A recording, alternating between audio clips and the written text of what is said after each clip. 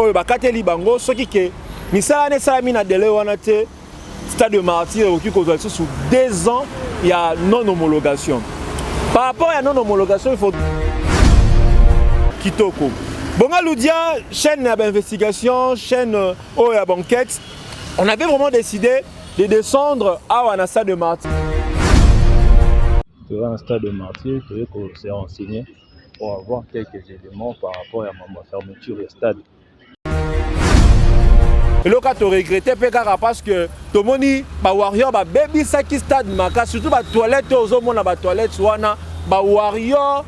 Donc, surtout, jeans, souvent qui sont côté ni wana donc a baby si vraiment toilette, des petits c'est comme Moussala, même dans le gouvernement, il y a rebongi ça sur la toilette. Testament, baningana koyemba na kolela ye, maloba ya boule, baningana koyemba na kolela ye, boule nanga yo. Nani ya laissé au poison, ya boule oh, nani. Est-ce qu'il y a réellement fait rigola à Québec ta stade de martyr? Bonsoir ma communauté congolaise. Ah ouais, ça pas na bino na All Nation Store. Et pas ya maître Seti.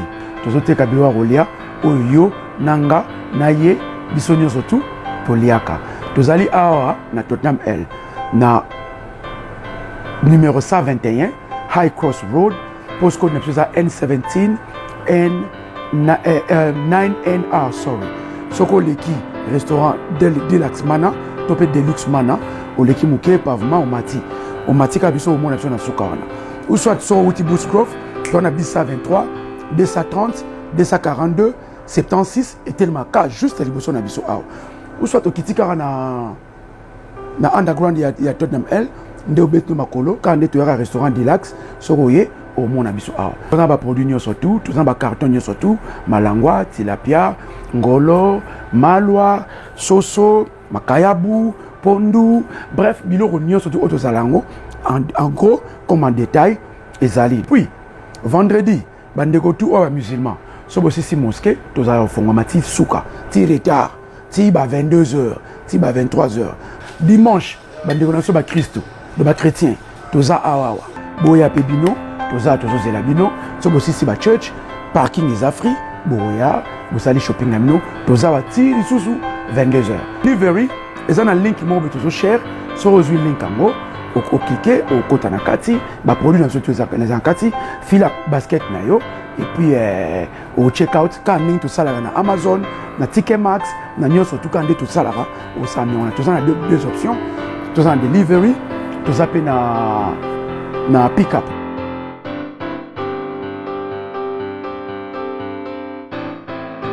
N'hésitez pas à liker la vidéo si elle vous plaît et si vous êtes nouveau sur la chaîne, n'oubliez pas de vous abonner et d'activer la notification pour ne rater aucune de nos prochaines vidéos.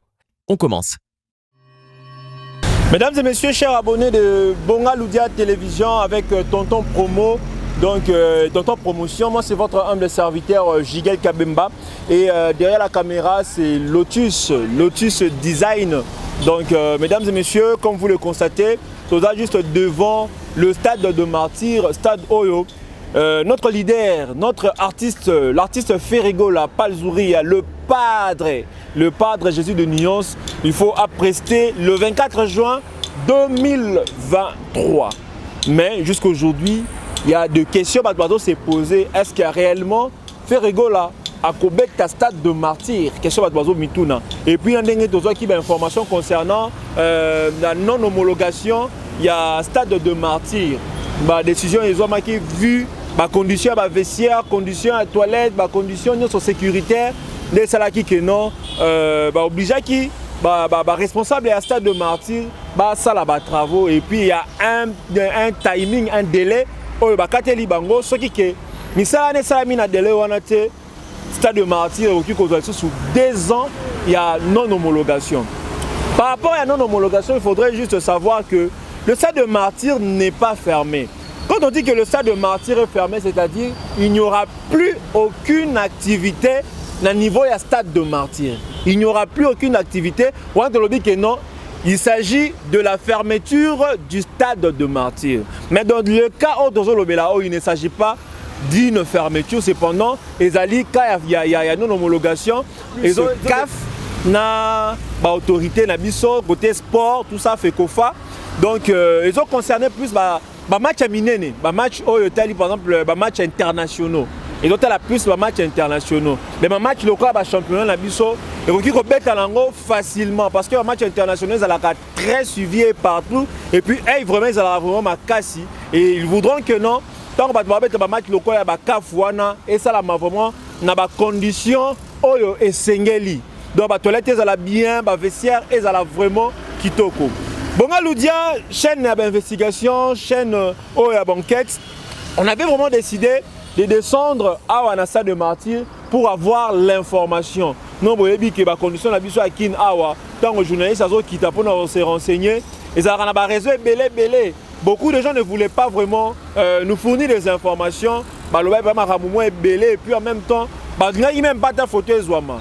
vu que biso to bato to bundaka terminé donc ko bunda vraiment pour nous recevoir l'information on a pu faire quelque chose pour ko yebisa bino ce qui se passe réellement mais par rapport à Stade de Martyr vous devez retenir une chose le Stade de Martyr ezali Stade de Moko Omnisport un espace culturel ce qui lelo ka falobi que non Stade de Martyr ba match international ko beta matin nino yo comment on appelle ça nini ba match à minene ya dine ko beta matin mais faut ko yeba que sport musu se recule beta na Stade de Martyr malgré que Cap moni que Stade de Martyr est dans la condition requise pour que ba match international beta mais boye ba yango que en même temps Stade de Martyr est un espace culturel c'est-à-dire que marambo et tali musique et ko beta yango nous avons vu le pape Koya awa ko yamba ba jeune na Stade de Martyr cependant ba misala et banda ka ko salama c'est-à-dire que marambo etali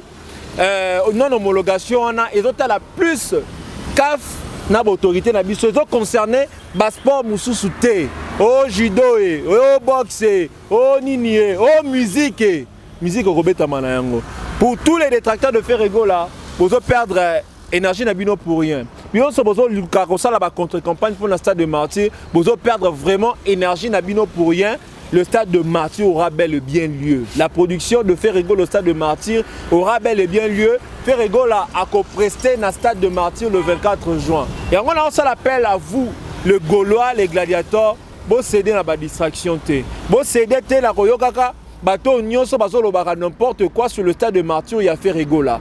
Donc Ferrego là a concentré. Vous pensez vraiment que Ferrego là encore ko yape a fixé ma munyoso soli makambunyonso juste pour que stade ebeta maté. N'a posé pas question moi concernant ba travaux wana parce que les gens que j'ai pu approcher m'ont dit que non, ba yebina nouté ceux qui ba travaux ngo kozwa combien de temps. N'a posé pas question royeba ceux qui par exemple ba travaux ngo e benamiti na période oyo Stade de Martyr a fait rigola ezobeta bon ça la ndeni habito mona ki pap awa ayamba ki ba jeune mais ba travaux ba na ko salama donc faire rigola robeta na concert na ye malgré que ba travaux monsieur ko salama non reçoit qui possibilité d'aller si je parle le même langage avec mon réalisateur non c'est nga ak sabino moins extrait il y a audio na moi image na ngai ne na circuler ça de parce que rigueur vraiment zaki makasi ba linga vraiment ba filmer te faire rigola au hasard censé kobeta stade le 24 juin sur le 24 juin wana bino bozo kanga ba stade des okanga pas ba condition to yebeli ya CAF est-ce que stade est kanga pendant combien de temps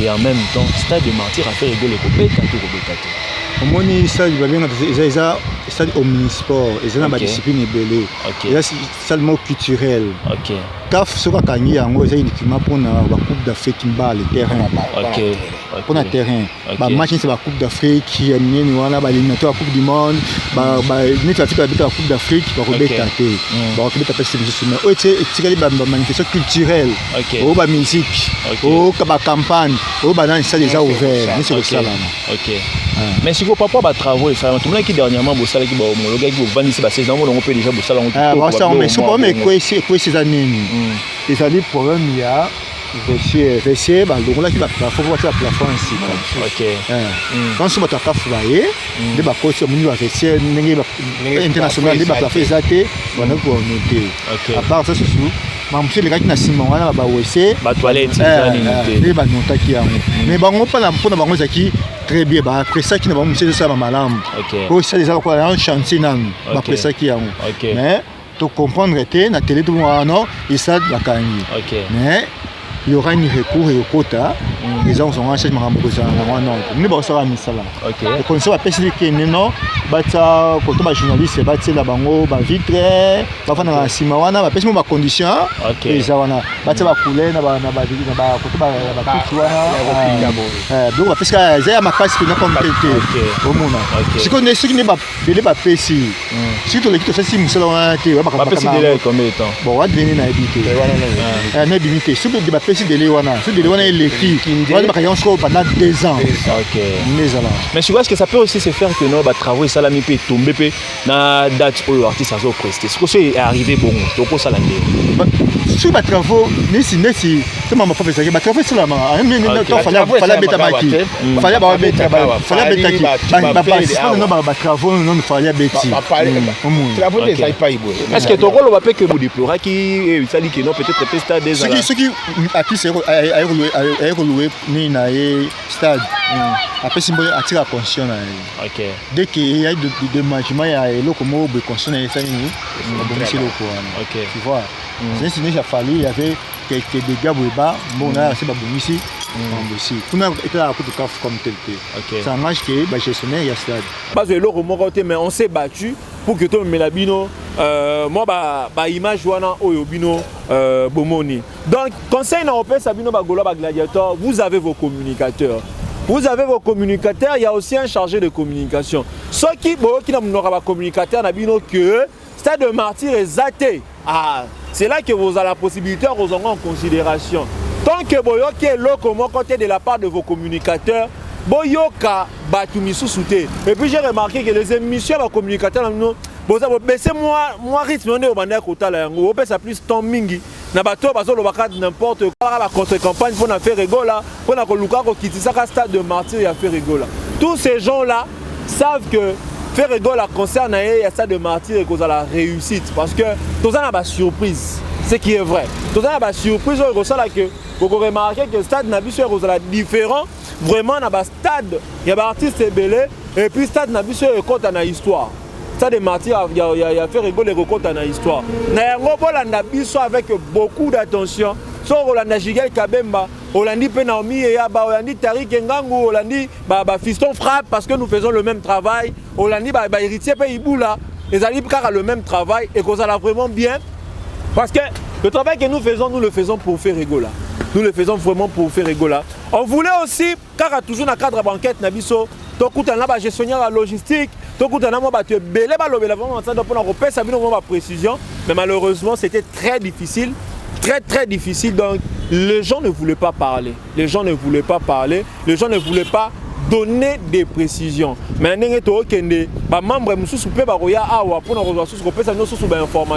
moi je fais le travail qu'il fallait, il y a rassurer Bino que réellement Stade de Martyr a fait rigola et Zali. Faire rigoler à Kobet à Stade de Martyr. Les travaux non sont pas dans ça là. Et ça plus dans la demande, il y a CAF. Vous comprenez, les travaux ils plus dans la demande, il y a CAF. Les travaux ils allient pour la fédération à boxe. Donc la boxe c'est une activité dans le Stade de Martyr ba Kobeta.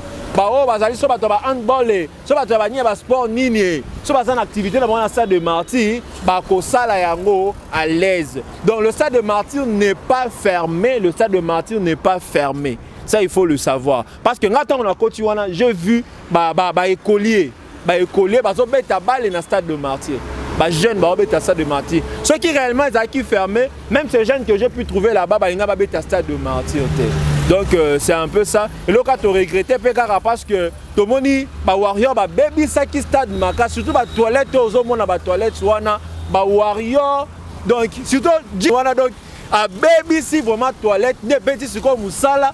Même dans le gouvernement, il y a rebongi ça sur la toilette. Donc, il y a un moins bien gladiateur, au moins sans sa responsabilité. Tous à la discipliner, tous à vraiment discipliner ces jours-là. Tous à le quoi warrior. Babo son aki o eza bijou na biso.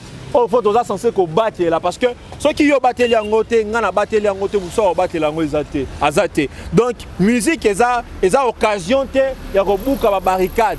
Musique eza occasion te ya ko bebisa ba siège à Stade de Martyr.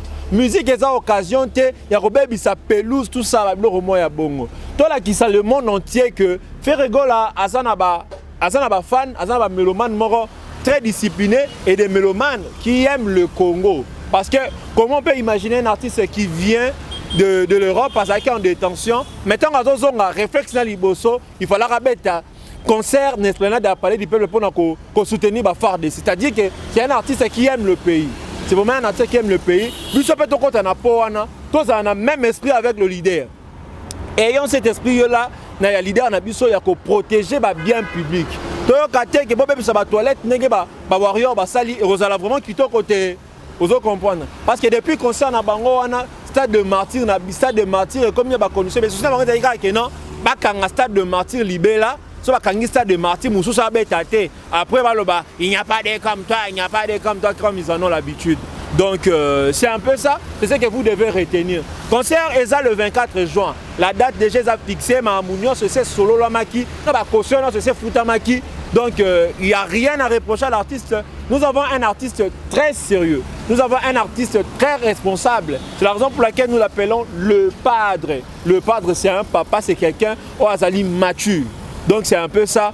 Nos yeux, ils allaient arriver, nos regards, ils allaient arriver vers le 3 mars pour la sortie de Dynastie, sauf imprévu. Il faut toujours être sage. Imprévu, parce que Dynastie, ils ont affaire, ils ont raté. On appelle ça une information, tu vois. Le 3 mars, mais sauf imprévu. Et en même temps, ça sera l'anniversaire de notre artiste. Donc, ça, totalement bien, c'est pratiquement 4 mois qui nous restent vers le stade de Martyr. Ceux qui ont 4 mois, on a au na fille, qui colonie ni boye. Tu n'aides pas ton artiste. Ceux qui ont 4 mois, on a Etikali. Yo bazano ko yoka ba nene ya kelokelo ne bazo déstabiliser ka ba campagne ba sa ba contre campagne ya stade de martyr. Là je suis désolé. Ceux qui na 4 mois en etikali yo Gaulois gladiator o kenda ko landa ka ba propos ya DJ Abdul oyo ala na information te, je serais vraiment désolé. Donc na 4 mois etikali landa ba émission ba communicateur nyonso ya fait rigola. Et c'est pas la bango ndo ozo information. Nous avons des stratégies solides. Vous comprenez? Nous avons des stratégies oyo artistes et belé va recourir dans un côté. Nous avons des stratégies oyo la bobabi que non, on va de considérer faire rigolo au cancer qui a réussi. Beaucoup de gens seront étonnés. Donc je félicite déjà l'artiste pour un concert na Évreux, donc un concert plein au moins que faire rigolo c'est un artiste qui si vraiment que a vraiment déterminé dans tout ce qu'il fait. Bon, on a un concert, on a un vrai image. Si je parle le même langage avec le réalisateur, j'espère bien rebalancer les binos. Quelques images, il y a un concert, il y a fait rigolo na Évreux. Donc l'artiste a qui vraiment calme, la musique s'est très bien passée, va jouer, la musique est belle, vraiment vraiment parce que comme j'ai l'habitude de le dire, fait rigolo à Salaka, au Bengaka. Fête, ça organisera la fête, à concert. Donc c'est un peu ça. Vous allez concentrer. Dynastie Ezoya, Bolani papa Malange Denga Lobaki. Donc vous allez vraiment quitter au Makasi, vous allez vraiment quitter au. Surtout featuring on a Bazolo Belango Makasi. Tozo Zela. Boyoka vraiment testament. Baninga na koyemba na kolela ye. Testament. Baneko na kotanga na kozongela ye. Ya bole baninga na kotanga na kolela nazangi na mokili obafani bosali ngai mabe mama na kuta tolo wapi mokili esilisinga lolendo lelo na ndimi testament baninga na koyemba na kolela ye maloba ya boule baninga na koyemba na kolela ye boule na ngayo nani ya lesi yo poison yo boule oh nani. Donc, voilà un testament, Nerosana featuring. Parce que tu vas le là, papa Malange, l'artiste Malange, belé baye billetté. Voilà un testament, Nekoyemba na fait rigola. C'est-à-dire, c'est l'un de featuring, on va pas zéler là. Donc, si vous avez un featuring à boy, vous avez un featuring le cas soleil na dynastie, vous voulez perdre du temps inutilement. Il y a un arabe néné à Kelokelo, il y a un arabe à DJ Abdul. Cependant, vous avez une belle voix, vous avez un artiste qui a la tête. Aux artistes qui sont là, jour et nuit, pour nous repérer Sarabino, ma œuvre de qualité. Tout ce qui se dira contre Ferregola, vous prêtez oreille.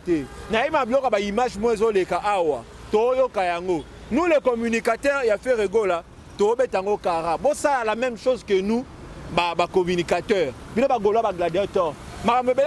Sur musicien Ferregola, Bobeta yango kara tous à concentrer dans le stade de Martyr. Bobeta dans le stade de Martyr, tu robetama. makambo ya ndenge na ndenge kobima. Makambo ya ndenge na ndenge kobima pour na déstabiliser artiste parce que bango bayebi que concert bango babetaki baboma yi batu. Batu bakufaki. Ba concert bango babetaki batu vraiment bakufaki. Ba linga siko bala qui s'appelle l'artiste fait rigola la même image wana. So bayebi déjà que ba s'assurer déjà que concert à Stade de Martyrs à faire rigoler la sécurité Rosala. Maramouno s'est passé très bien, il n'y aura pas de mort. Il y aura comme Lukaba Bundi Saye na ba forme nyoso. Yo donc na Rosoratan na repesa ba vie tu contribues na contre-campagne contre faire rigoler. Vous comprendre. Vous contribuer na yango. Kopesa bango tenter. Kopesa bango tenter, vous allez concentrer na faire rigoler. Donc je demanderai à l'autre disant soit extrait.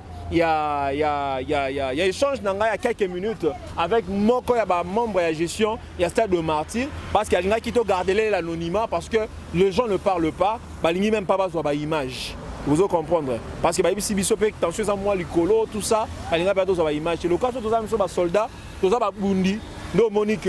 Bon, on a juste pour vous mettre en confiance, vous le Gaulois et les gladiateurs, pour soutenir parce que nous ne ferons pas le même travail que les autres youtubeurs, les autres chroniqueurs. Ok, non, sans pour autant qu'on quitte sur le terrain. Malgré les difficultés, les informations, on s'est battu pour vous ramener, vous apporter au moins quelque chose pour vous rassurer. Pour retenir dans Moutou Nabino que Stade de Martyrs et Zali. Stade de Martyrs, les complexe omnisport, qui va se prendre ce que mais les espace culturel, malgré ma cambasta, la CAF, na gestionnaire, na gouvernement, na biso côté ministère à sport, et tel n'a aucun membre bali, et tel n'a pas activité moussouté.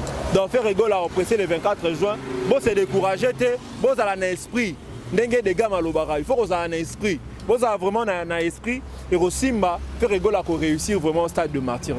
Mesdames et messieurs, je suis arrivé à la fin. Dans moi élément Moukio, on a Kibino pour nous recevoir la Bino. Votre humble serviteur Jigai Kabemba. Je profite de l'occasion pour nous repérer Sambote et Maman Roki Bizimungu. Nous repérer Sambote et fidèle Ushima Bilo Kwabunia. Nous pêchons Mote Bisika Ozali. Bande Konanga Noso va soutenir Rabiso. Papa Dodo, Nadalas, l'évangéliste Dodo. Et mon jeune frère Caleb Bizimungu. Joyeux anniversaire, joyeux anniversaire, joyeux anniversaire, Caleb Bizimungu, joyeux anniversaire. Et j'ai aussi un message à tous les Gaulois de Brazzaville. Les Gaulois de Brazzaville, il ne faut pas oublier que vous avez réunion les dimanches. Bon, ça a vraiment un moins esprit ou vraiment il y a vraiment une initiative, il y a soutenir l'artiste parce que le Stade de Martyrs arrive. Bon, ça a réunion le dimanche, bon, ça a nombreux. Donc c'est là déjà de la façon au bino boyamba biso jour wana ndenge boyamba ki biso na esengo to sepela ki nango ezate ke non bo sala ngo parce que un communicateur de faire rigoler ça kuna mais bo sala ngo parce que bolinga faire rigoler parce que bo soutenir toujours faire rigoler et bi ke bo katsa nombreux bo sala wana ba réunion na bino bo lobela ba stratégie moi message au pétali Stade de Martyrs bo bisa batu que Stade de Martyrs fait rigoler à ses produits, il y a aucun souci, il y a aucun problème marameux concerné non ka CAF dans ministère donc c'est ce que vous devez retenir donc c'est un peu ça. Je dis aussi un grand merci à Gaël la patronne depuis Brazzaville en boss à Christelle Maswaku Herman Oboa Ephraim la robot ça appelle Anderson Zolamé sur le président n'appelle si nous millions son botte et millions son bozali Chancel Mbemba Jansi Ngasaki n'appelle si nous son botte Albert Ngasaki n'appelle si nous botte et Bissio Bozali c'est votre humble serviteur Jigal Kabemba donc c'est pas vraiment un besoin soutenir Bissot. Et je dis un grand merci à tonton promo pour la initiative, pour la force sur Sali Kopé Sabiso. Donc vous allez brancher na Bonga Loudia Télévision et vous ne serez pas déçus.